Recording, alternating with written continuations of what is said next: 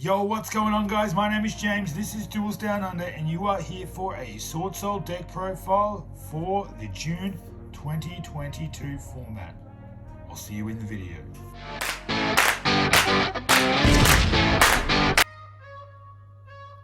Just like you heard in the intro, we are here for an updated Swordsoul deck profile. But before we crack into it, I have two things to say, and that is, if you aren't already subscribing to this channel, please hit that subscribe button now. I am getting closer and closer to 500 subs. I'd love to get there by the end of June, and only your subscription can help me do that. The second thing I have to say is that if you are looking for any of the singles in this deck profile today, please feel free to scroll down to the description section and hit the TCG player link that is there just for you. Remember, every time you hit that link, your cards don't cost any more, but you're helping Duels Down Under create excellent Yu-Gi-Oh! YouTube content.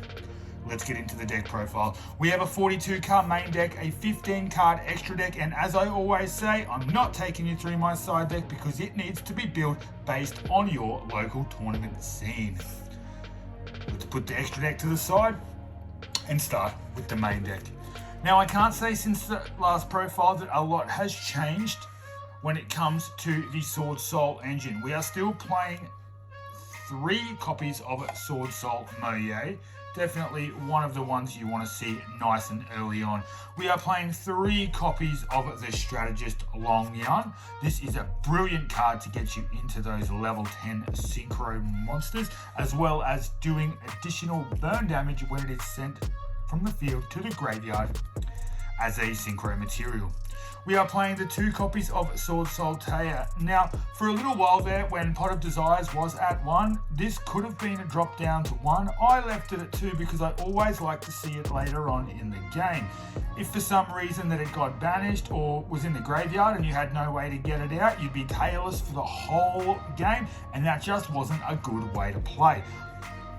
We have 3 copies of the honorary Swordsoul monster, Incredible Ecclesia the Virtuous. This is the one that'll Lone Fire Blossom your Moye or your Taya from your deck to your field. It's a quick effect as well, so it does dodge effect Veiler and of course infinite impermanence as well. Definitely a 3 of in the deck. Onto the Swordsoul spells. Of course, we are running 3 copies of Swordsoul Emergence. This is a brilliant card, not only to get you something that you need to complete your hand in terms of Swordsoul monsters, but this card is also very, very good ash bait as well. So if you just drop this on the field, your opponent will probably want to ash it so you don't get too many resources in your hand. Another card that has been cut recently is Swordsoul Sacred Summit. I feel like this card is just too strong to leave out, so I'm definitely leaving this guy in my deck. The final Swordsoul card to complete the engine, of course, is the 1 copy of Blackout. Now, I find myself using this as a trap card way less now. I pretty much try and banish it off of Chi to give me an extra level 4 tuner. It's really, really good for that effect, but it does come in handy if you open it up and you want to set it to your side of the field. Of course, it is a great way to do some disruption to your opponent as well. So that is our Swordsoul engine. We are going to get into the next engine of our Swordsoul deck, and that is, of course, the Tenyis. These worms really work well together. And of course, we are playing maximum copies of Tenyi Spirit Ashina. If you don't know what this card does, feel free to pause the video, zoom in a little bit and have a read. But this is the one that allows you to special summon it if you have no monsters on the field. And of course, when it is in your graveyard and you control a face-up non-effect monster, you can banish it from your graveyard or hand and special summon a worm or a Tenyi monster from your deck. We are also playing the level 1 tuner, arguably the second, possibly the best Tenyi monster, and that is Tenyi Spirit Adhara. This is an earth monster, and once again it has the same effect that it can special summon itself from your hand if you control no monsters, but also if it is in your graveyard or hand and you have a face-up non-effect monster, you can banish this card and you can grab one of your banished worm monsters and add it back to your hand as well. Definitely a really, really powerful card later on in the game. Was a lot more powerful when we could still play the Halqifibrax and Auroradon combo, but that is no longer necessary, no longer viable, and of course no longer legal. The final big Tenyi we're playing is Vishuda. This guy is great. I think Vishuda's always been one of my favorite Tenyis in the whole deck. It allows some disruption. It'll get one of your opponent's monsters off the field if it is banished from the graveyard. And of course, it also has the same special summoning effect when you control no monsters. We also have the one Stana as well. I think I've just flagged that I'm also playing Heavenly Dragon Circle in here, but we will get to the spell cards just in 1 second.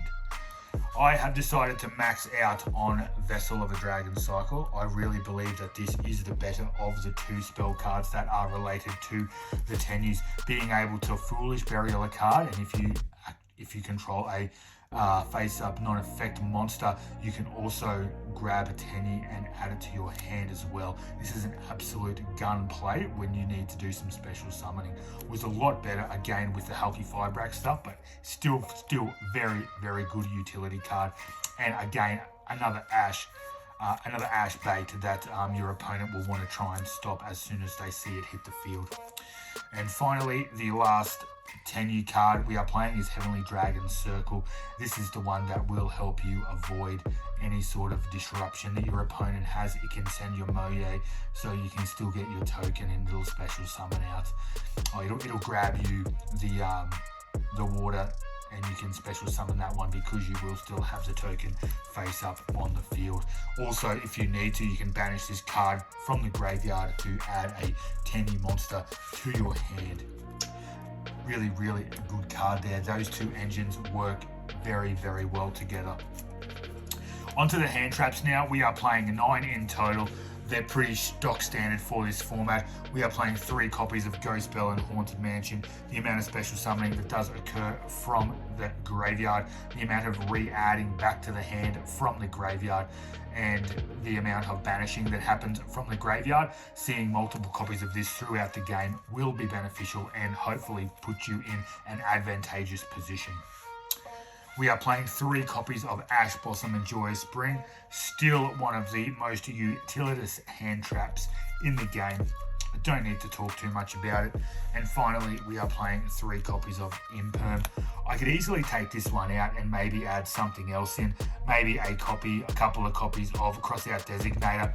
I'm still not sold on Imperm. It does come in clutch when it is on the field and you can turn off a zone or something like that. But look, as long as you're playing the main 6 hand traps, I think this could be potentially any other 3 hand traps you like. That puts us at the 40 count, and the final 2 cards are, of course, Pot of Desires. Now, I know it seems funny running 42 and still running Pot. It's almost like playing 41 and a single copy of Upstart. But the way I see it, guys, is that when you are going absolutely nuts in your turn and you have a Pot of Desires in your hand for the follow-up draws, what you can do is go through your combo plays, hopefully play through any disruptions your opponent's got, and when you're ready to hand back turn, play Pot of Desires just before you hand it back over. Try and grab some disruptions with either a hand trap or a copy of Imperm. Set those cards, get ready to go, and hand it back, and hope your opponent can answer the potential 4 or 5 disruptions that you are likely to create. The one honorable mention that I would like to make for the main deck in this profile is, of course, Mare. Now, this is probably one of the best worm monsters in the game. It is not in this profile, but I am trying to find a way to work it into the main deck. Just the fact that this can special summon 3 level 1 tokens to your side of the field is an absolute boss of a card. It's a worm, and it can be special summoned from a worm monster's effect, so it's absolutely brilliant in this deck when most of our monsters that we're running are actually worms. But stay tuned for more updates on that. If you do want to get notified, be sure to subscribe to the channel, and of course, hit that notification bell, because hopefully we'll see an updated profile when I've found a way to work this bad boy into the deck. But that is it for our main deck. Like I said, 42 cards. We are going to crack into the extra deck. But before we do, once again, if you are looking for any of these cards, please feel free to scroll down to the description section and hit that TCG Player link. Anytime you click that and buy something from TCG Player, you will help support the channel. Our level 8 Swordsoul Grandmaster Yugioh. This guy is an absolute boss. He can get you any Swordsoul card from the deck and add it to your hand or banish it. This is what I usually use to banish the trap card, Swordsoul Blackout.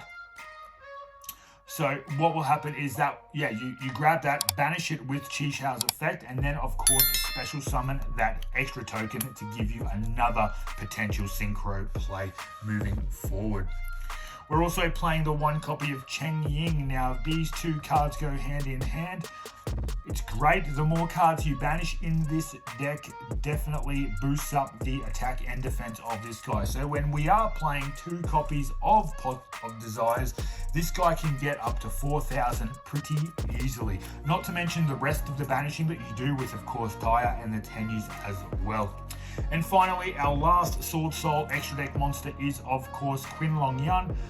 This is the newest addition to the deck from, of course, Battle of Chaos, and this is an absolute boss of a card. He's got 3 effects and he can do astronomical amounts of effect damage, not to mention 2,900 to the face if you can clear the board before that. Definitely a card to watch out for. Moving on to the Tenyi portion of our extra deck, we are playing the one copy of Draco Berserker of the Tenyi. Being able to banish a card after it activates its effect is pretty good. Doesn't negate it, unfortunately, but just getting it off the field and into the banished pile is often all you need to be able to do. We have now gone back to our original build of 3 Monks of the Tenyi. We were cutting it down to play Auroradon and Hulk Firebrax, but that is not necessary anymore. So we've gone back to 3 Monks, and boy oh boy is the grind game with this deck so much smoother. To go with the 3 Monks, we are playing one copy of Shaman. Now this is the card that I'm hoping to utilize to grab that, that Mare from the graveyard and add it to the field to use those tokens. But they are our Tenyi extra deck monsters, and now moving on to the Yang Zings. Of course, we are still playing the one Yazi. Not as important as it used to be. We don't actually need this one to get our plays going, but what we can do is if we are going second, we can make this one early on without spending too much resources, and then of course we can destroy it and another card, and then use its effect to bring back the Swordsoul monster that we didn't summon in the first place. $2 here. This is the one that you're probably going to make nice and early on, either in your first or second turn. You can either use that to then send it to the graveyard to bring back one of your foolish Swordsoul monsters, or of course the other effect, and the one that we use later on in the game, is to spin a couple of cards back depending on the different attributes you've used to make that level 8. And finally, probably one of the only flex spots in the deck at the moment is, of course, Chow Fang. Now, this was an absolute boss when Drytron were running rampant, but it's not actually that good anymore. If you're going to use the level modulating effects of the spell cards that the Swordsouls have when they're banished, what you can do is, if you need to stop dark monsters, you can actually use Yazi, leave it on the field, and then actually boost it up a level to then use the level 1 tuner to make Chow Fang as well. Look, it's alright. It's staying in the deck for now, just because you do get some rogue stuff out there, and a lot of the solid rogue decks can be light or dark anyway. Of course, we are playing the one copy of Baron de Fleur. This card is, I guess, an honorary Swordsoul monster. It's a shame it's not a worm, but you can't have it all your way. It is a brilliant card. It is a free negate. It is a destruction, and it is also a recurrer from the graveyard as well. In your standby phase, you can actually send this back to the extra deck to special summon a level, I think it's a level 5 or lower monster from, it's never level 9 or lower monster from your graveyard back to the field. If you've got a worm in your hand, you can actually bring back Moye, show the worm, and then go back into your level 8 synchro plays again to hopefully bring Baron out by the end of the turn if you don't have enough on board to win at that stage. The final card we are playing is, of course, Emancipator Risen Dragonite. It's a solid card. I took it out for the last format. I didn't enjoy it as much as I probably could have, but now I think this one is going to be staying. Allows you to negate a spell card. It's pretty good. It's probably one of the other flex spots in the extra deck, so there's probably 2 spots with the Chow Fang and the Dragonite that we can actually work with. But that is it for the deck profile, guys. I hope you enjoyed what you saw. I'm looking forward to reading your comments about the changes that you would make and how you're playing your Swordsoul deck in this format. If you haven't subscribed to the channel, remember I am on my journey to 500 subs. Please support that journey and hit that subscribe button now. I'll give you a bit to do it. While you're down there, click the like button and leave a comment to say hi. Thank you so much for watching, and I'll see you in the next profile.